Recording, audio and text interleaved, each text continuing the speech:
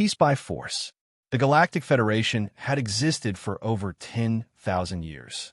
It called itself the Guardian of Peace, the protector of civilization. But peace in the Federation's doctrine meant control, tight, absolute, suffocating control. Planets that resisted were not conquered in fire, but buried under protocol, silenced by neural compliance implants. Their cultures filed down until they resembled all the others, quiet, regulated, and obedient. Earth was next. The humans had been detected during a routine scout run through an uncharted spiral arm. At first, they were dismissed, primitive, divided, loud.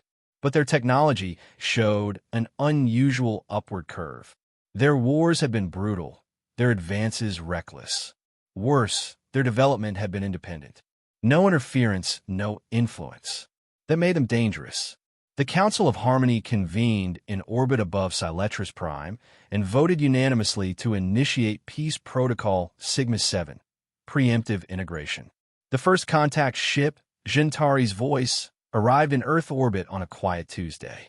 It broadcast a beautiful message in flawless English, Mandarin, and Urdu. Peace comes to your world. The Federation welcomes you. Earth's leaders, skeptical but cautious, agreed to talks. A delegation arrived in Geneva, slender, shimmering beings cloaked in silver, faces unreadable. At first, their offer seemed benevolent. Shared technology, medical advances, food synthesis, clean energy. But their conditions were clear: abandon all military development, submit to surveillance oversight, and allow compliance nodes to monitor emotional instability. President Adebayo of Nigeria leaned back in his seat and frowned. You want us to give up our weapons so you can protect us from ourselves?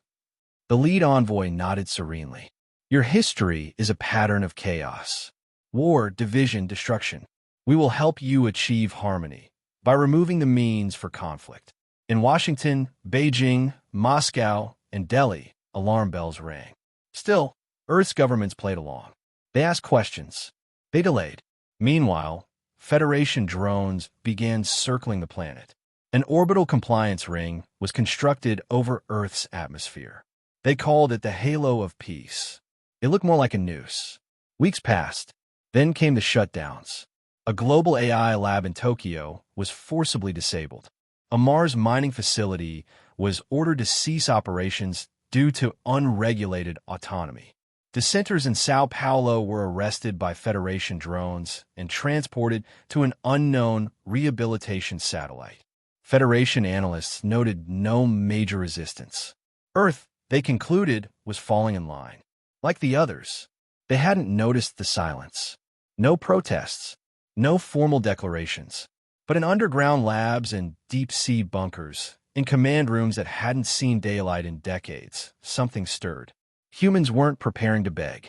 They were preparing to fight. The first rebellion. The first act of rebellion came from a place no one expected: New Texas. It started as a systems malfunction. At least, that's what the Federation called it when one of their compliance satellites lost orbit and disintegrated in the upper atmosphere. But it wasn't a malfunction. It was sabotage, precise, calculated, and timed perfectly with a blackout in Federation network coverage.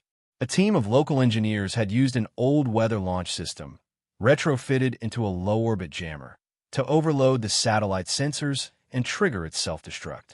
The engineers didn't try to run. They were still sipping beer on the rooftop when the Federation drones came for them. Across the world, the footage hit like a shockwave.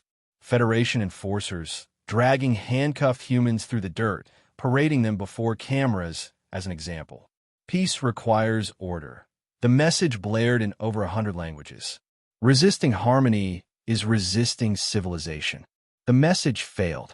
People saw something else: occupation. In Cairo, veterans marched in silence through the streets. In Seoul, hackers posted a blueprint of the orbital ring's inner circuits, hinting at its vulnerabilities. In Nairobi, schoolchildren refused to recite the harmony oath the Federation had issued as part of its cultural unification effort. And in orbit, humans struck again. The second attack was coordinated across 4 continents. Using an improvised quantum resonance weapon built from scavenged collider parts, A joint team of physicists and military tacticians managed to disable the central relay in the Federation's orbital control network. For a brief 6 minutes, the entire halo of peace went blind. In those 6 minutes, every human satellite began broadcasting a single message on loop. We were not born to kneel. Panic set in within the Federation's regional command. Humans were supposed to be slow to organize, fractured, emotionally unstable. They weren't supposed to unify this quickly. They weren't supposed to have the nerve. A fleet was dispatched. 3 capital vessels, 20 drone carriers, and a compliance cruiser appeared in orbit within hours. The message from the fleet commander was simple: cease all resistance or face the consequences. Humanity didn't answer. Instead, from the lunar surface, hidden launchers revealed themselves, decades-old Cold War relics refitted with AI targeting. The surprise volley ripped through 2 of the Federation's drone carriers before the fleet even realized what was happening. In space, the first shots of the war were fired. And across Earth, billions watched it unfold, not with fear, but with defiance. The myth of Federation invincibility shattered in real time. For the first time since contact, humans didn't feel small. They felt dangerous. The Federation had tried to bring peace through fear. Now they had war. War for true peace. The Battle of Titan began with a scream in the void. Not a literal scream. Sound didn't carry in space, but the launch of a human railgun projectile, tearing through the armor of a Federation cruiser orbiting Saturn's largest moon. It marked the start of Earth's first true space war. Humanity had never been more united. Within weeks of the first orbital strikes, Earth's governments enacted the emergency accord. Political differences were shelved. Resources pooled. From the underground hangars in Siberia to the lava-sheltered bunkers on Hawaii, a resistance fleet was born. Not sleek or elegant like the Federation's ships, but brutal, fast, and viciously effective. Veteran pilots flew retrofitted mining haulers turned into missile barges. AI co-pilots directed drone swarms to overload alien sensors. Even Earth's lunar colonies and Martian outposts, once seen as vanity projects, became critical launch points. The Federation had expected disorder. What they got was discipline and creativity. The Federation, for its part, escalated quickly. Peace Enforcement Fleet Gamma, an armada of 30 ships, moved to blockade the solar system. The Federation strategy was simple: isolate Earth, crush its infrastructure, force compliance. No invasions, no negotiation, just silence from above. But humanity didn't play by their rules. In the asteroid belt, a group of human saboteurs, calling themselves the Iron Teeth, hijacked a Federation logistics ship, turned it into a mobile bomb, and sent it straight into the heart of the blockade. In Earth orbit, hackers launched Operation Trojan, rewriting the command subroutines of an alien battlecruiser, causing it to turn on its allies for 7 precious minutes of chaos. Still, the cost was high. Cities on Earth were burned from orbit. The defense of the Mars relay station claimed over 1,000 lives. But for every blow humanity suffered, they struck back harder. Then came Captain Elias Rourke, commander of the ISV Defiance. Rourke was a relic, an old-school soldier with steel-gray eyes and the charisma of a war hero. His plan was suicidal. Engage the Federation flagship, Serenity's Spear, head-on at Titan's edge. With half his systems failing and hull integrity collapsing, Rourke made the call. He rammed his ship into the flagship's ventral hangar bay, overloaded the Defiance's fusion core, and detonated. The explosion gutted the Federation vessel and disabled 3 others in the shockwave. Rourke's sacrifice turned the tide. For the first time in its long, unbroken history, the Federation fleet retreated. The footage went viral across the galaxy. Raw, unfiltered images of human vessels fighting not just with weapons, but with fury. On suppressed Federation worlds, murmurs grew louder. If humans could resist, maybe they could too. Back on Earth, there were no celebrations. Just silence, solemn and proud. Rourke's face lit up city walls. His final words, recovered from the Defiance's black box, echoed across the stars. We don't want war, But if peace means submission, then you'll have to bury us first. And the galaxy listened. A new definition of peace. The Federation limped away from Sol with more than just broken ships. It left behind the certainty of its authority. For thousands of years, the Federation had preached peace through order through obedience.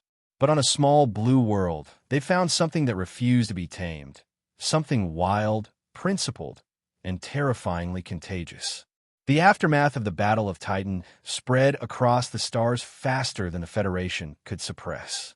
Rourke's sacrifice became a symbol not just of resistance, but of something deeper, the right to choose. And other worlds noticed. On Veltras, a mining colony long governed by compliance drones, the workers threw off their neural dampeners and declared independence.